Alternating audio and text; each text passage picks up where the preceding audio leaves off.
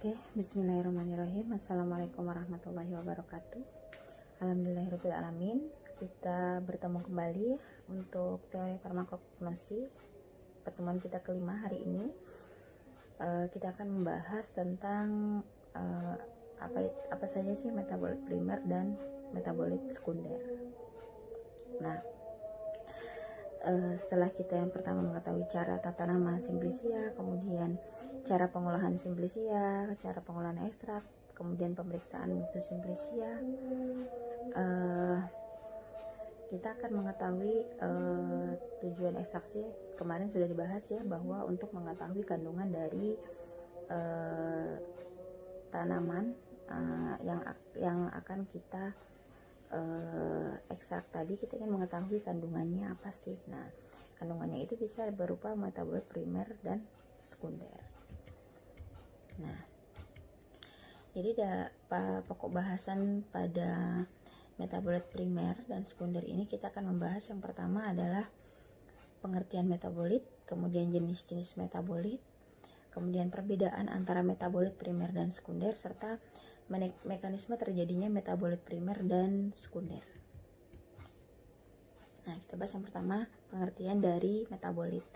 Nah, metabolit adalah senyawa-senyawa organik yang dihasilkan dan terlibat dalam metabolisme.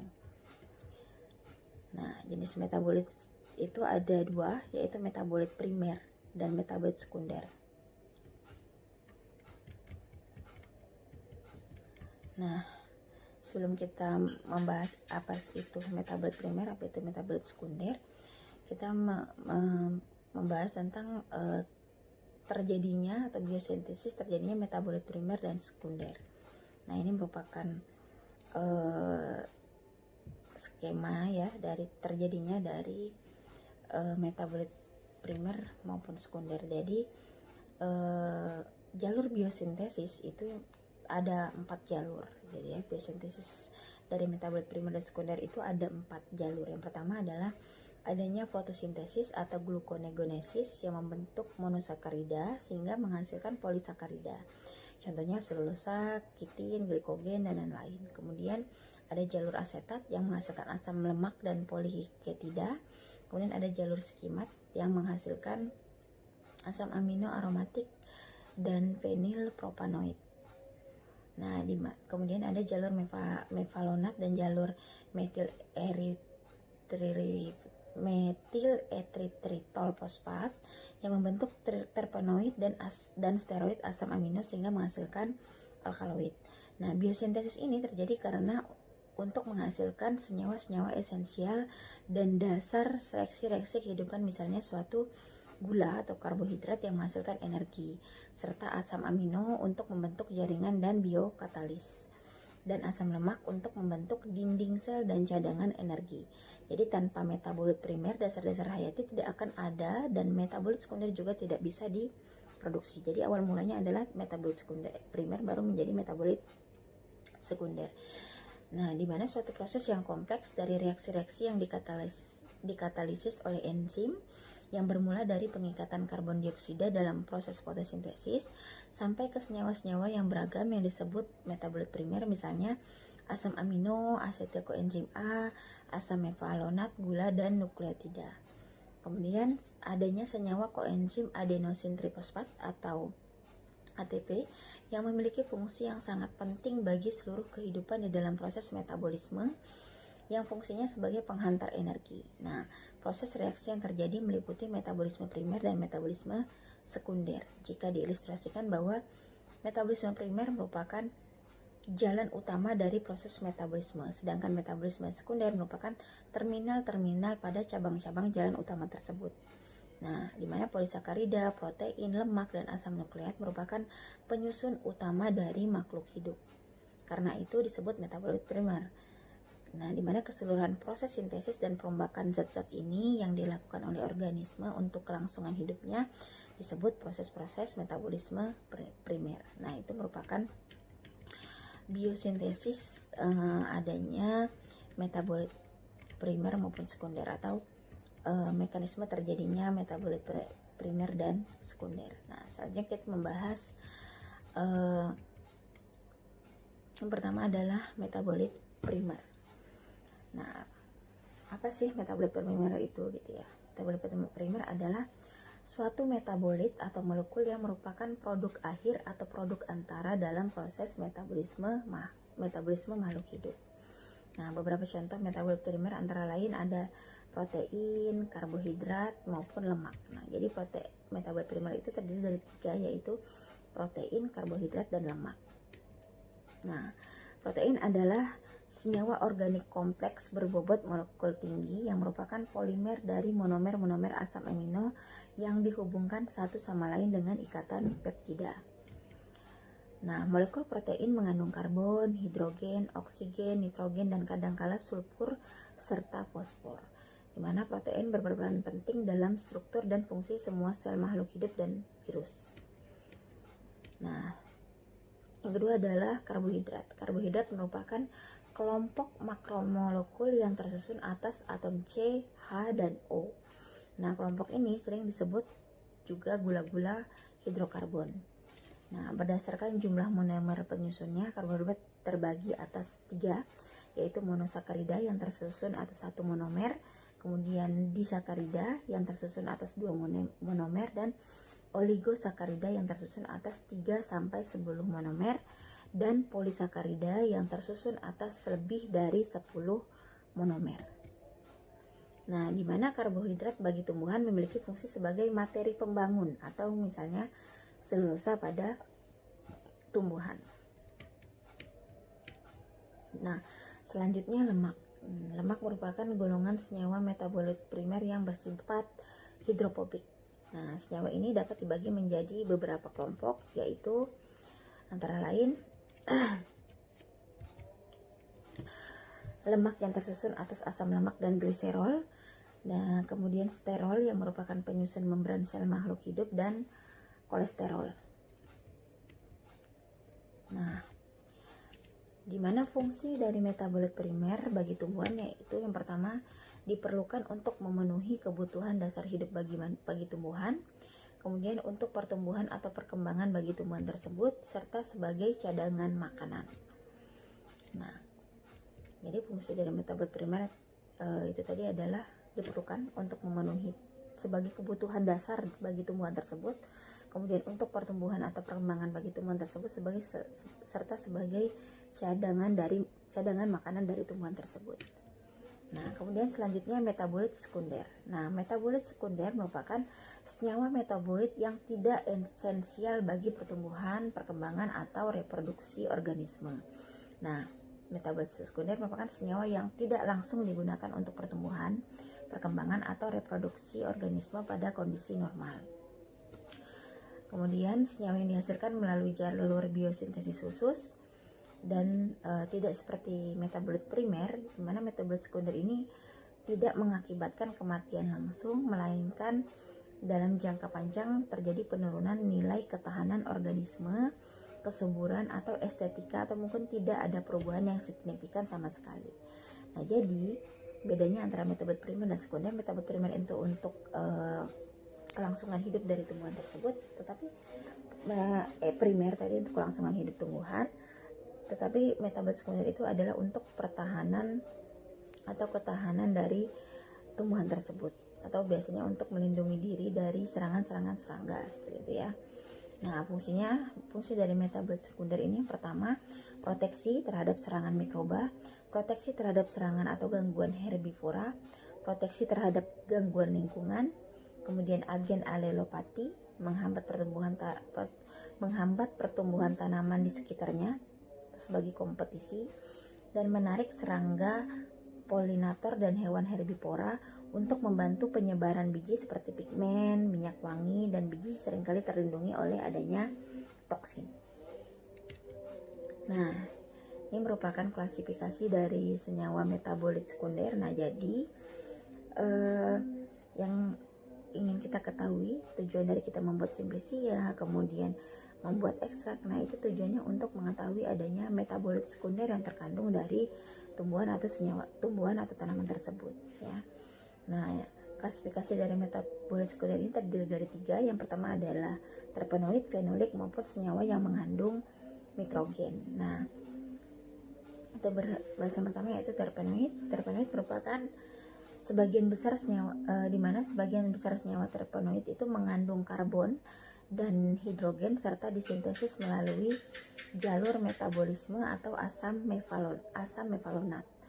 Nah, kemudian yang kedua adalah klasifikasi dari senyawa fenolik, di mana senyawa ini terbuat dari gula sederhana dan memiliki cincin benzen, hidrogen, dan oksigen dalam struktur kimianya serta disintesis melalui jalur metabolisme asam mevalonat, asam malonat plus sikimat, asam sikimat melalui sintesis asam amino aromatik.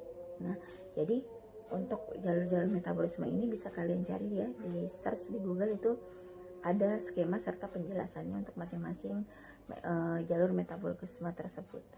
Kemudian selanjutnya ada senyawa yang mengandung nitrogen yang disintesis melalui jalur metabolisme asam sikimat.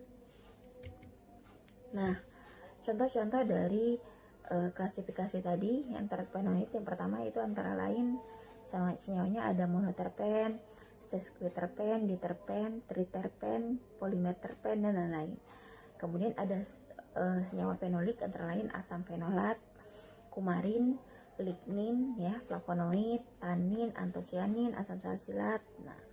Nah, senyawa yang mengandung nitrogen antara lain alkaloid, nikotin, morfin, kokain, kafein, glukosinolat, dan lain-lain. Nah, kita bahas yang pertama adalah senyawa terpen atau isopren, atau nama lainnya isoprenoid.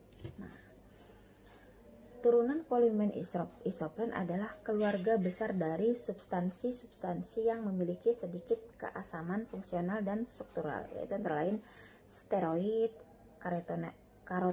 karotenoid, gibberellic acid. Nah, beberapa ribu jenis molekul dari kelompok tanaman yang sangat berbeda telah diisolasi dan dikarakterisasi. Meskipun struktur mereka bervariasi, semuanya hanya disintesis oleh beberapa jalur.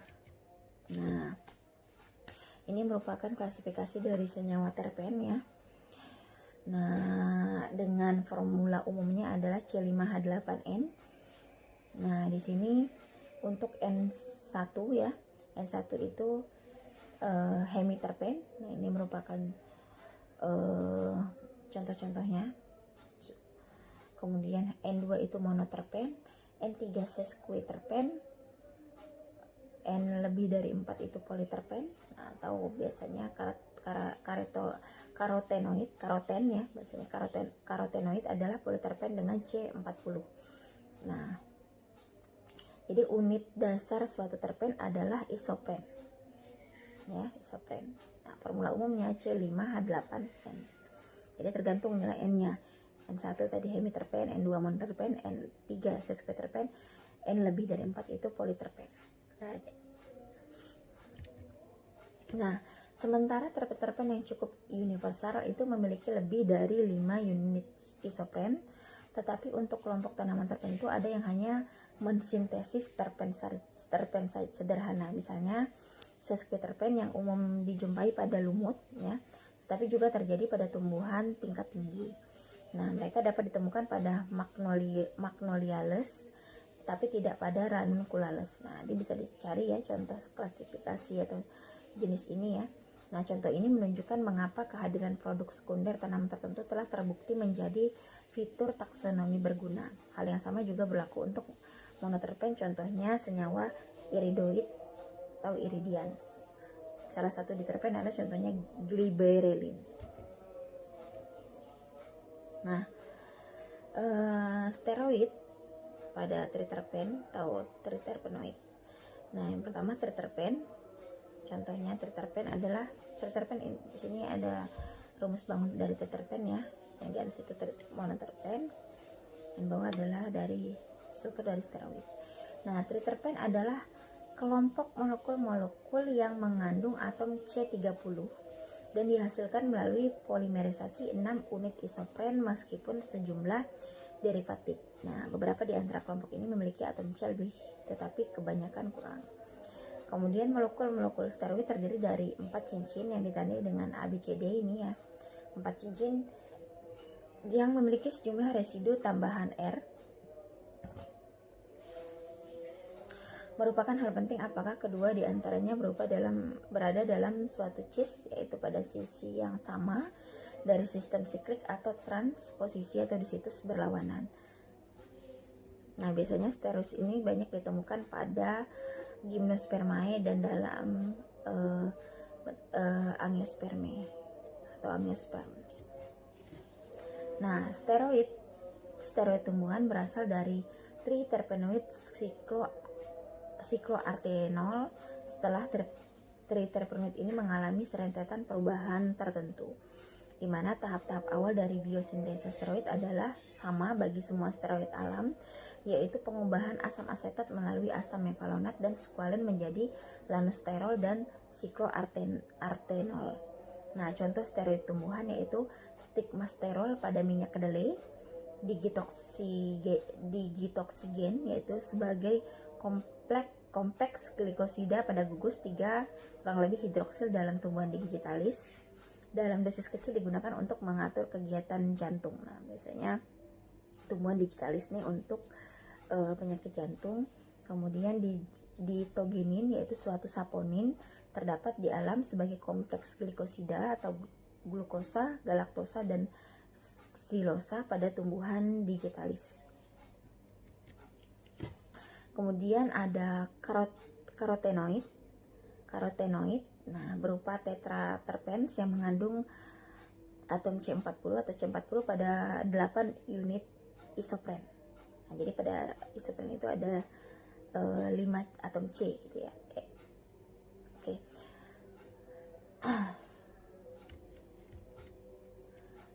Nah, gambar-gambar di bawah ini di bawah ini ya ada karoten, lutein, violasantin. Nah, di bawah ini menunjukkan bahwa semua itu memiliki pusat simetri. Nah, mereka dibentuk melalui proses-proses hidrasi, dehidrasi, pembentukan cincin, pergeseran ikatan ganda dan atau kelompok metil, pemanjangan rantai atau pemendekan dan penggabungan oksigen menjadi suatu senyawa non-siklik yaitu C40H56. Nah, ada sekitar 600 karotenoid yang dikenal dan mereka dikelompokkan menjadi 2, yaitu decarotens dan desantophils. Nah, decarotens itu karbohidrat asli dengan additional groups. Nah, kalau desantophils ini karoten yang mengandung oksigen. Nah, ini contoh senyawanya ya, ada beta karotenoid itu ada antara lain beta karoten, lutein atau santophil, dan ini adalah senyawa violasantin.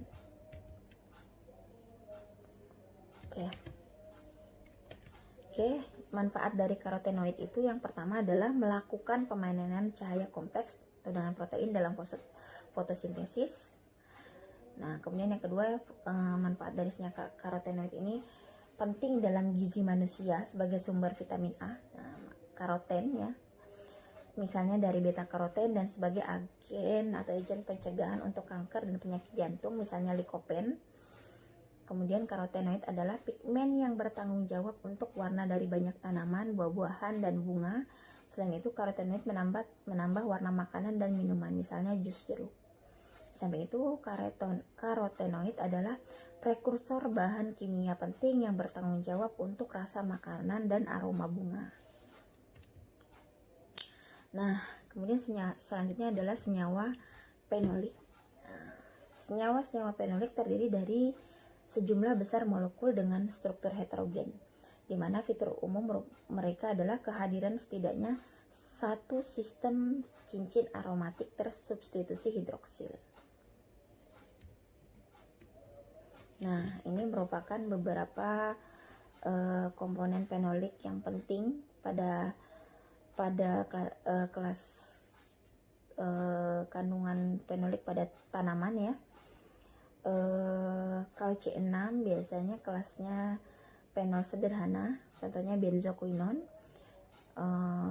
C7, C6, C1 itu asam fenolat, C8 acetopenon ya, C9 hidroksinamik asid, polipropenen, kumarin, isokumarin, C10 naptoquinone, C13 santon, C14 stilben antrasinon, C15 flavonoid, isulfavonoid, C18 lignan, neolignan, C30 itu biflavonoid, C6C3N itu lignin.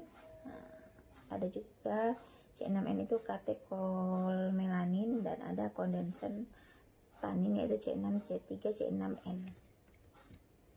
Nah, kita bahas salah satu contohnya yang sering dideteksi ya pada metabolit sekunder pada tanaman itu adalah flavonoid ya, atau C15, C6, C3, C6. Nah, senyawa-senyawa ini merupakan zat warna merah. Nah, biasanya memberikan warna merah pada tanaman, ungu dan biru, dan sebagai zat warna kuning yang ditemukan pada tumbuh-tumbuhan. Nah, flavonoid mempunyai kerangka dasar karbon yang terdiri dari 15 atom karbon, di mana 2 cincin benzen terikat pada suatu rantai propana atau C3 sehingga membentuk suatu susunan C6, C3, C6. Susunan ini dapat menghasilkan 3 jenis struktur senyawa flavonoid. Nah, ini merupakan kerangka dasar dari flavonoid. Nah, kemudian ada contoh senyawa selanjutnya adalah polifenol, yang merupakan kelompok zat kimia yang ditemukan pada tumbuhan, di mana zat ini memiliki tanda khas, yakni memiliki banyak gugus fenol dalam molekulnya. Nah, polifenol berperan dalam memberi warna pada suatu tumbuhan seperti warna daun pada saat musim gugur.